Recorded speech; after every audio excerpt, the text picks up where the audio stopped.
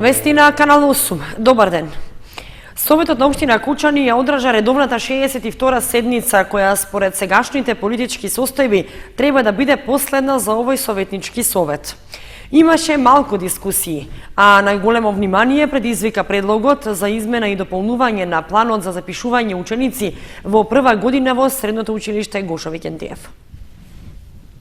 Можеби најкратката седница во изминатиот 4-годишен мандат ја одржа Советот на општина Кочани, на која и покрај само 5 точки дискусии скоро и да немаше, па се доби впечаток оти советниците само формално го одработуваат дневниот ред. Психолошко влијание за тоа веројатно имаше и фактот што според досегашниот развој на политичките настани во државата, ова треба да биде последна седница за актуелниот советнички состав. Седницата заврши за 20 на минути, а дискусија имаше само за првата точка, што се однесуваше на измените во планот за запишување нови ученици во Средното општинско училиште Гошо Викентиев, а за што кратко образложение даде директорот Сребренов. Настануваат промени во тригодишното образование, профилите од тригодишно образование. Која е причината? Паралелно со барањето за конкурс, податоците, излезе податок за реформирани профили кои ќе бидат од наредната учебна година, меѓутоа не на наше барање, поднесено е барањето она што е усвоено од ваша страна. По излегувањето на конкурсот увидовме дека се променети профилите од тригодишно образование и тоа става ни еквивалентно на она што ние сме го барали. Координаторот на опозицијската советничка група го искористи присуството на директорот на Средното општинско училиште за да му постави две поинакви прашања од темата за која станува збор во точката од дневниот ред. Дали со намалувањето на бројот или миграцијата која што е изразита во источните делови на државата, се очекува дополнително да имате намалување на бројот на ново запишани ученици. Тоа ми е првото прашање. Второто прашање, дали долговите кои што се јавија по основ на бесплатно образование, веќе бидејќи сме сведоци дека од година во година се таложат, дали веќе од следната година ќе тие долгови ќе предизвикуваат и проблеми во тековната настава која што ја држат учениците во вашето училиште, или имате некој друг начин како да бидат премостени тие долгови? Според податците кои ги имаме за запишени 9 оделенци кои сега треба да бидат по прва година, за разлика од мината година кога таа бројка беше најмала во последните години, оваа година е малку подобра, така да не очекуваме намалување на броја на ученици кои ќе се запишат оваа година. Што се однесува до вториот дел од прашањето од советникот Ѓорѓе Алексов, ние тие долгови ги регулираме согласно договорот со општина Кочани. Оваа година е планирано тековно да ги исплаќаме и дел од тој долг да намалиме.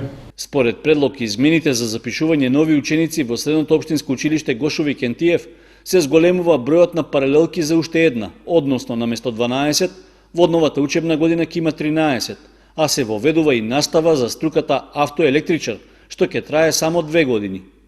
Инаку, долгот на училиштето е многу голем, особено во ставката за бесплатен превоз на учениците, зашто на почетокот од оваа година беше прокнижена сума од над 440.000 евра.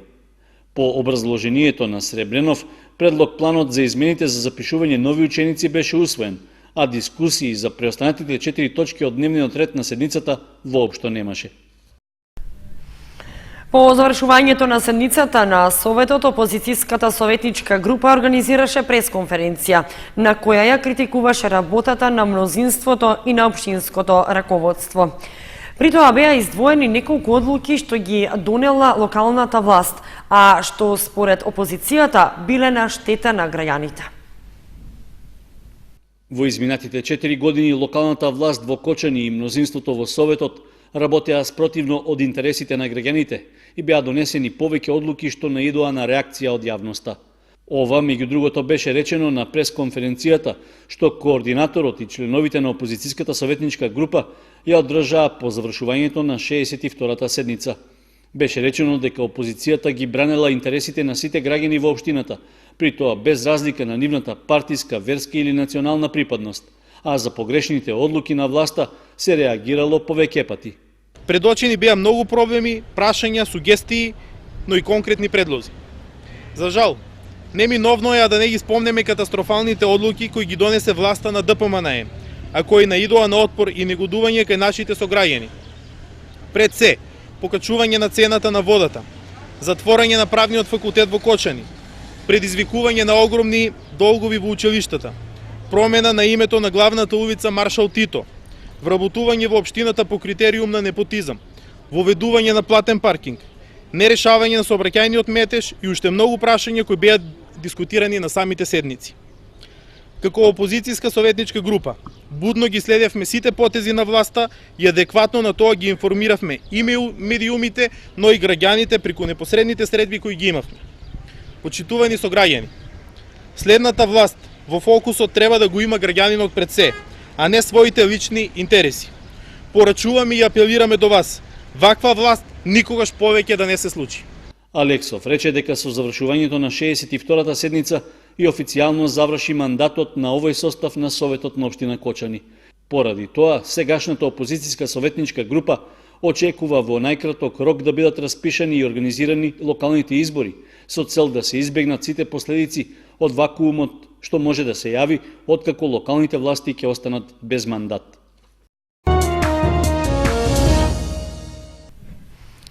Работници и механизација на конзорциумот Фресине Гранит Скопје интензивно работат на изградбата на мостот на река Брегалница кај Зрновци. Деновиве стартуваше поставувањето на конструкцијата на мостот.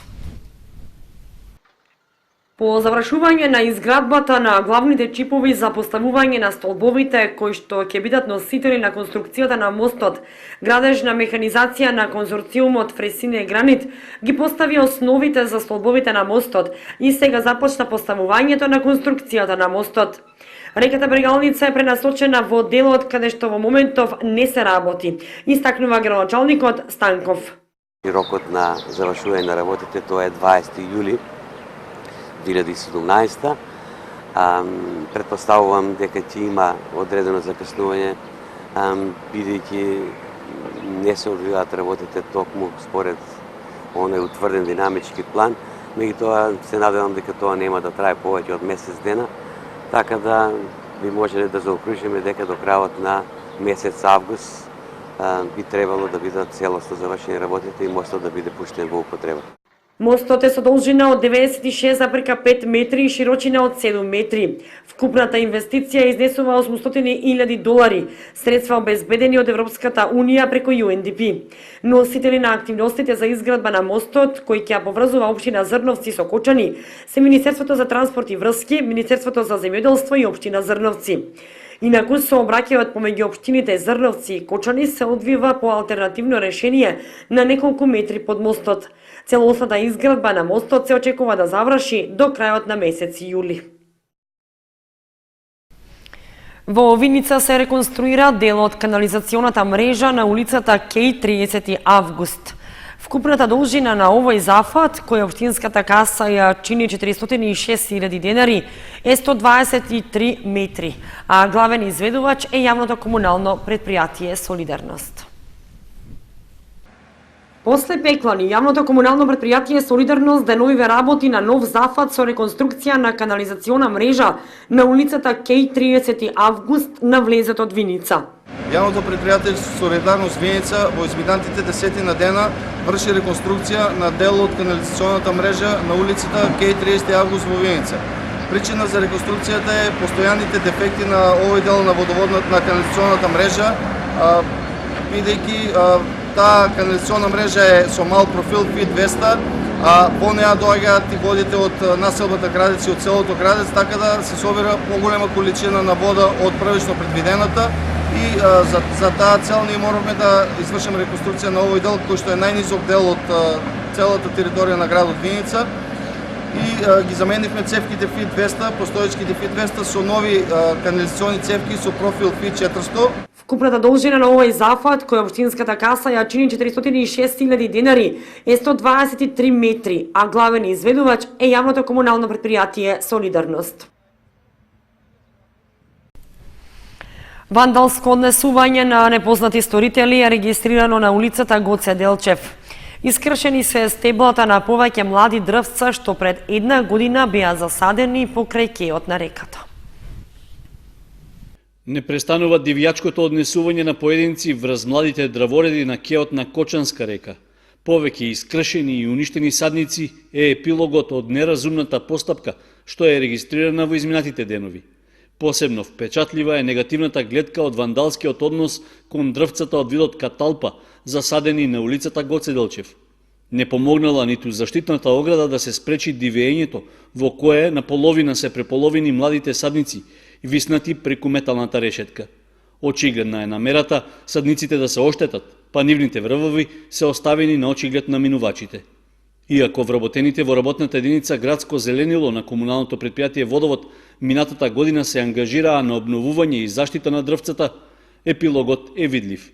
Освен финансиска штета за предпријатието поради набавка на нови садници, дополнителен трошок е изработката на металната ограда околу нив, што секој пат мора да се отстранува и повторно да се прицврстува.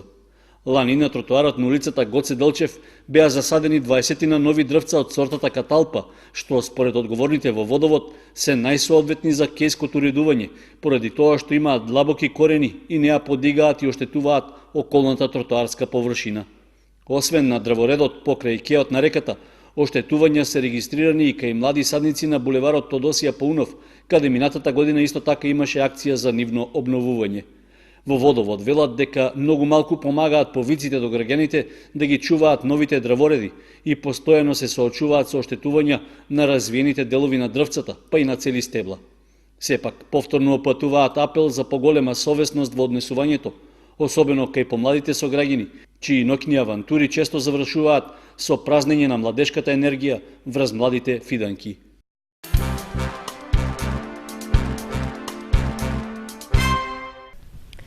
Први, втори и трети награди за учениците од Основното училиште Малина Попиванова на регионални надпревари по повеќе предмети.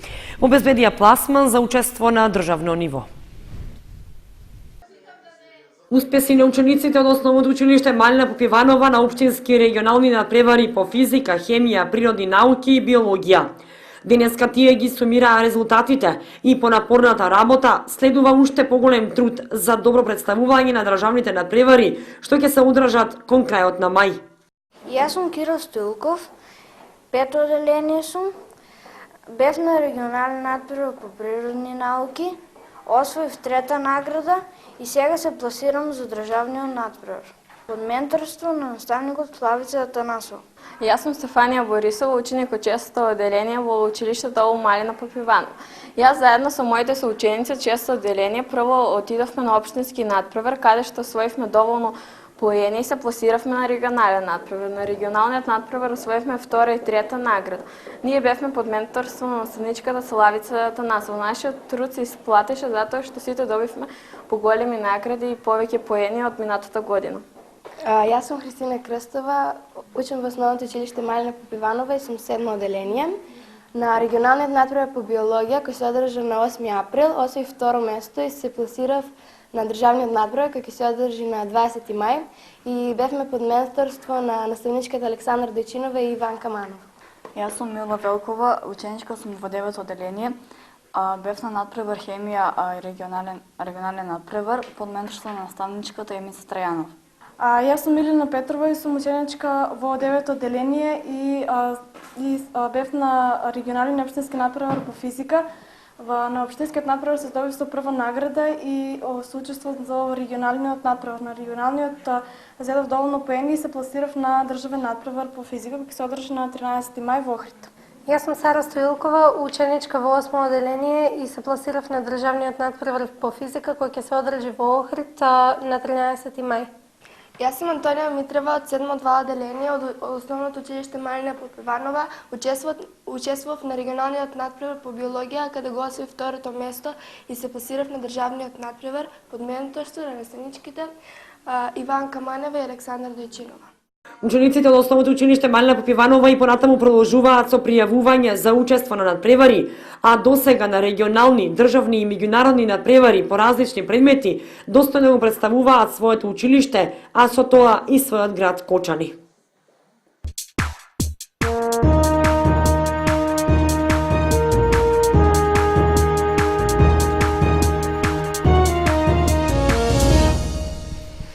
Следуваат информациите од спортот. Основното училиште Никола Карев од Кочани домакин на државното првенство во футсал за девојчиња за основни училишта. Учествуваа 4 најдобри екипи од државата. Државно првенство во футсал за основни училишта, чиј домакин беше Кочани, се одржа во спортската сала на основното училиште Никола Карев. На годинешново првенство учествуваа 4 најдобри екипи од државата.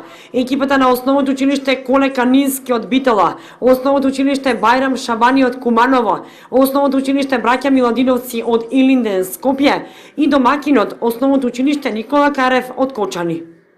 На ова првенство земат учество 4 најдобри училишта од Македонија кои по пат на квалификации и на елиминации преку општински, зонски и меѓузонски надпревари стигнаа на завршницата, односно на државното првенство, кое оваа година се одржа во основното училиште Никола Карев од Кочани.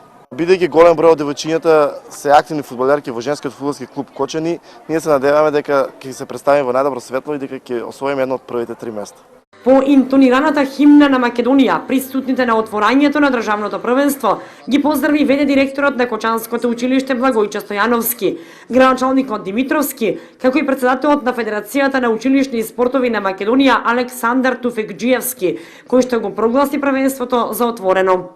Тренерот на Кочанската екипа рече дека со оглед на спремноста на девојчињата очекува победа, но резултатите ќе се знаат откако ќе заврши и последниот надпревар од одигрувањето. Екипите на Фудбал Старс од сите генерации во првенството на детската лига продолжуваат со победи. Во надпреварите во јуниорската лига пак бодовите ги освоија со службен резултат, додека единствен пораз доживеа екипата од генерацијата 2003 која гостуваше против Штипска Брегалница. Во регионалната пионерска фудбалска лига се одиграа надпреварите од 15-тото коло, во кое екипите на Фудбал Старс требаше да бидат домакини на своите врсници од тимовите на фудбалскиот клуб Гоблен Јуниор. Сепак, од непознати причини, гостите не се појавија на теренот во Горни Подлог, поради што надпреварите за пионерите родени 2000 и 2001 година се регистрирани со службен резултат од 3:0. Со новите 3 бода, помладата кочанска екипа останува на врвот на табелата и во моментот разликата меѓу неа и второпласираната екипа на New Stars се зголеми на 5 бодови. Во следното коло, двете пионерски генерации на Фудбал Старс ки имаат тешко гостување во Куманово против Евроспорт, чиј тим од генерацијата 2001 се наоѓа на третата позиција на табелата. Во детската фудбалска лига Источен регион се одигра 16-тото коло, во кое екипите на Фудбал Старс, исто како и своите постари клубски колеги, забележаа победи.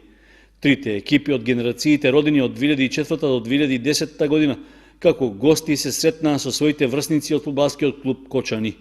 При тоа, најмладите фудбалери од генерациите 2008, 2009 и 2010 ги освоија бодовите со тесна победа од 4:3.